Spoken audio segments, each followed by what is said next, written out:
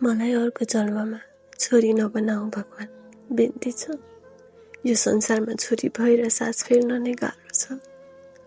हरेक मुटुमा शरीरमाथि टाँसिएका आँखाहरू किन सम्मानभन्दा पहिले सधैँ शङ्का बन्छन्।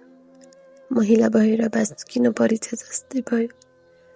पीडाको उत्तर किन महिलाले मात्र दिनुपर्छ।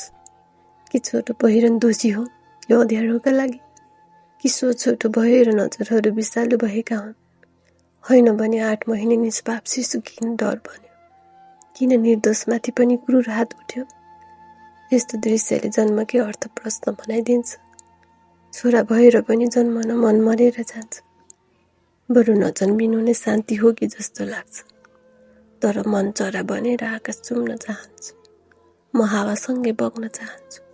बन्धनहरू बिना, नाम र नाताले नछुने स्वतन्त्र सासमा।